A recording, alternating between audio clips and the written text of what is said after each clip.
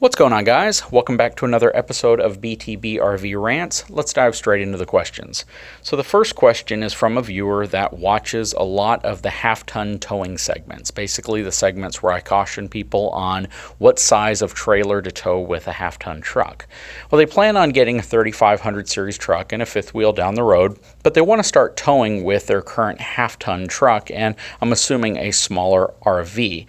He says that he sees a lot of concern about sway and people going with 2500 series trucks or 3/4 ton trucks to help eliminate that. And he wants to know, wouldn't purchasing a sway eliminating hitch be cheaper? So the specs on his truck are, it's a half ton with a 10,500 pound conventional towing capacity, 2,000 pounds worth of payload capacity, and he is looking at an 8,000 pound travel trailer and using the ProPride 3P hitch, which is a sway eliminating hitch with weight distribution. And in that case, that might not be a bad setup, mainly because that specific hitch is considered a quality hitch and it does essentially eliminate sway versus just reduce sway or just try to control sway. You still have the issue with your truck being a little bit light, which means that the taller profile of your trailer as well as the weight of the hitch itself can impact your overall payload capacity, especially if you're going to be loading up your trailer or if you take an entire family with you. But with your setup, you would be good with an 8,000 pound trailer. I focus on making sure that when I talk about safety and towing, I speak about it in a very general fashion because not everybody is going to go out and pay $3,000 or $4,000 for a hitch. And they're more likely to have a $500 hitch or even a $400 hitch that does sway control as well as weight distribution, but may not eliminate sway.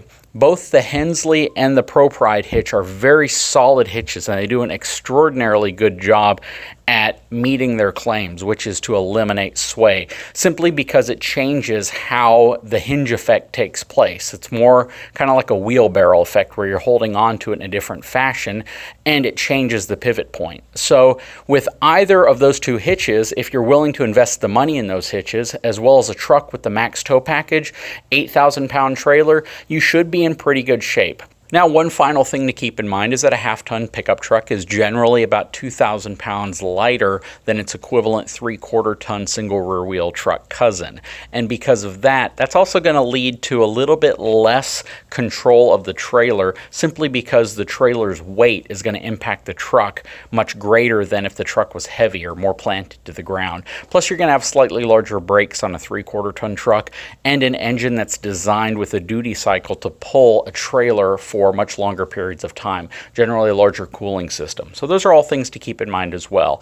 But at 8,000 pounds, you should be good. In my opinion, I believe your setup is probably adequate as long as your truck is well maintained. You practice, of course, safe towing techniques and your hitch is set up properly. The next question comes from a viewer who is asking what my opinion is on having a clear bra product applied to the front of the truck or the fifth wheel to help protect it from rock damage and things like that, and maybe a ballpark cost per square foot. So I really can't give you the price because there's so many different brands out there that accomplish different things. Sometimes they're taking a residential style film that you might put on a window to protect it against hurricane damage, and they're simply rebranding it to apply it to vehicles. Much of the cost is really associated with the install and how good the install's done. It generally is going to take a professional, someone who knows how to operate a torch and a heat gun to make sure that it's molded properly around the vehicle. Installation is everything. You can have the best material, but if they don't install it properly, it's just not going to be effective or it's going to look really ugly.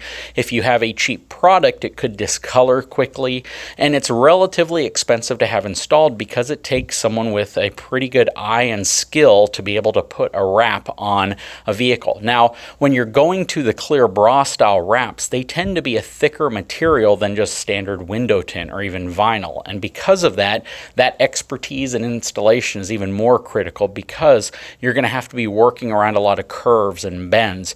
And in that case, again, someone who knows how to operate a torch as well as a heat gun to apply it is going to be critical. So I really can't give you a clear answer on cost. I really can't give you a clear answer on anything other than the fact that if you get a quality product installed correctly, it should help protect both your truck and your RV.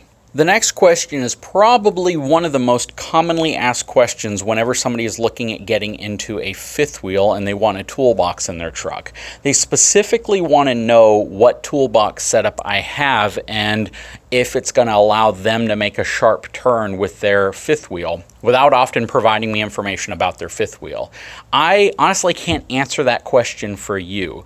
The specific setup that I have with our Coachman Chaparral fifth wheel allows for about a 75 degree turn simply because of the front design of the fifth wheel itself. It has a very much channel kind of angled front to it, and that front angle allows for an increased turn over most fifth wheels. Even if you have a fifth wheel that has Turn Tech Engineering or whatever that specific brand calls it, it still doesn't mean that it's going to be notched back the same as another brand of fifth wheel. One of the reasons why our 2016 model of the Chaparral turns so effectively is they actually notch the frame out of the front, as opposed to some of them which just use a more aggressive front nose cap, but the frame still kind of extends all the way to the front. So even if you have, let's say, a Heartland Gateway that has their version of Turn Tech Engineering, it does not mean that the frame up front is still going to allow for such a sharp turn. So those are things you have to keep in mind whenever you want to entertain the idea of putting a toolbox or maybe a flip up type fold back bed cover that is still going to protrude up above the bed rails.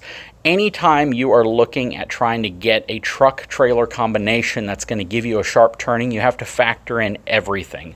The bed length, the type of toolbox, how high the toolbox is, how high your bed cover is when it's retracted back, as well as the front nose cap of your fifth wheel. And oftentimes it makes a lot of sense to go to a dealership and to let them hitch it up just to see if you get the clearance that you're looking for before you commit to buying one or the other. The next question is also going to be a little bit of a sneak preview into a future video, and it's related to somebody who has an F450. It's a 2016 F450, and they wanted to know about road noise related to the new tires that I put on my truck. So I've gone through several tires on my truck. The first tires that came on it were the Continental HSR tires. They're a highway steer tire. They're essentially meant to be a smooth rolling, low resistance tire. It's just designed to be a quiet tire that functions well, especially in OEM form. Those tires were pretty good tires. They had a little bit of an awkward kind of a chipping effect to the tire tread itself, but overall very quiet. Just didn't have a lot of traction, especially if you were in a scenario where the roads were a little muddy or you were going over something where you needed just a little bit more than standard highway traction. So I upgraded to a Toyo M608Z, which is kind of an off-road mud commercial tire without being too aggressive. Those tires were cool, but they were very, very loud, and they were starting to wear very awkwardly up front, mainly because I was using a drive type tire on the steer axle of my truck. They were good tires though. They were just, again, pretty loud, and I personally found them hard to talk over when I was doing any of my driving rants. So it was important for me to move to something that was a little quieter. I swapped those out for a set of Firestone tires, which are their commercial line of tires, and those are the tires that I've been running on my truck for a while now, and I really like them. As long as you get them balanced properly, the tires are much quieter, still provide you a good amount of traction, and they are wearing pretty nicely. They don't have anything really awkward about them. That being said, I had reached out to Mark with Keep Your Daydream to ask him how the HD3 Continentals on his 2019 F450 have been handling, and he says that they've really been a great tire, that they're quiet, they have good or reasonable traction to them, they've had very good wear in terms of, how long they're holding up over the road, and he puts quite a few miles on them. So I reached out to Continental, and we decided to collaborate to see how I would like the new HD3 tires. So Continental is actually going to be providing me some HD3 tires to try on my truck, since those are the tires that come stock on newer F450 pickup trucks.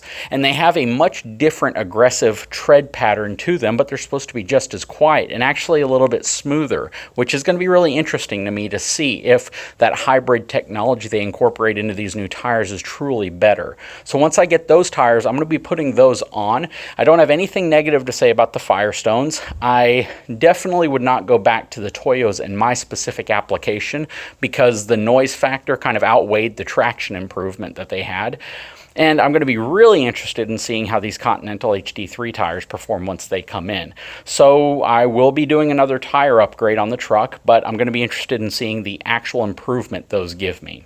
Anyways, guys, I hope you enjoyed this episode of BTB RV Rants. If you haven't had a chance, please subscribe to this channel as well as my main channel, Big Truck Big RV. I try to focus around questions that I think will help the most viewers. So if you don't see your question answered, I may answer it directly in the email or the Facebook section or whatever you send it to me over. But if you don't see it on here, it's probably because I didn't think it would apply to the most possible people. And that's really what I'm shooting for whenever I create these videos. Anyways, guys, I hope you have a wonderful day.